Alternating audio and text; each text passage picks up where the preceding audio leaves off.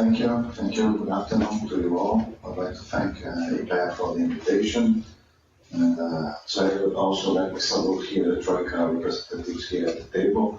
Very important. We have the sequence of developing countries running the G20. Prior to India, we also had Indonesia. So it was, I think, an important sequence of G20 presidencies that we all experienced a challenging period. South Africa also is inheriting a challenging context. But I think if we strengthen our dialogue and cooperation, this facilitates our job, if I may say that this, and having the collaboration of South Africa, India, Indonesia, and other large developing economies was fundamental in terms of finance track for us to have achieved the very positive results that we achieved in our G20 finance track movement.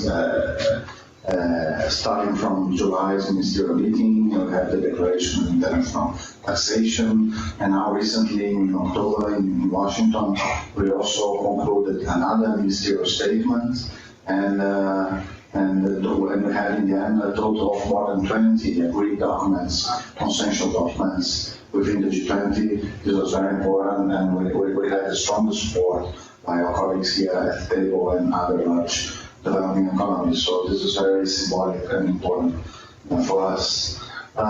With regard to the publication of the IPEA, we have been following the Mundo publication for quite a long time. It's very well known and has a tremendously high reputation.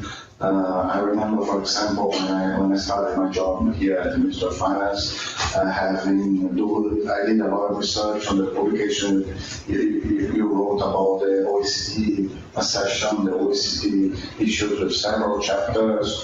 So I'm saying this because this has become a reference in terms of a good work.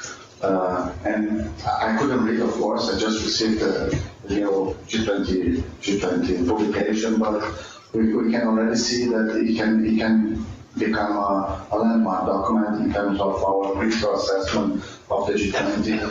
And I think the timing is very appropriate for us. We're closing our G20 presidency, and I really think we, as Brazil, now speaking as Brazil, we have some time to have some deeper discussions or critical discussions about the G20, its limits, its possibilities, its governance, the challenges we faced as Brazil running the presidency, and so this can provide a basis for us, a discussion I personally want to have in the next months with civil society, with other representatives of the Brazilian government and the Brazilian political institutions on what has been our experience as G20 presidency. So thank you again for the editors, Pedro, and the other colleagues at IPEA that run the publication. I have already printed some three texts for to read. Georgia is here, Georgia and Diego. I still haven't read it. Vera Torstensen, I already have made a quick read on your text, Vera, and the conclusion here, especially the session on concrete results, which is more the discussion on what can the G20 achieve concretely in terms of results. We have, for example, the pandemics in 2020. The G20 had a response. We had the debt service suspension initiative, and also in the context of the pandemics, we had the governance discussions in the fight against the financial crisis in 2008, 2009. After that, for example, more recently we had a common framework that was built by the Saudi Arabian presidency. The common framework, for those who don't know, is a debt resolution mechanism for countries that are coming to debt distress. And we, as Brazil presidency, after 4 years, we managed to approve a document, a consensual document on the lessons learned on the common framework. And I can say that this is the most contentious topic within the finance track The most difficult one is the debt situation, because of course you have new creditors, not members of the Paris Club, you have the Paris Club members, and you have the geopolitical rivalries, the economic fragmentation, and all those aspects that make those discussions more difficult.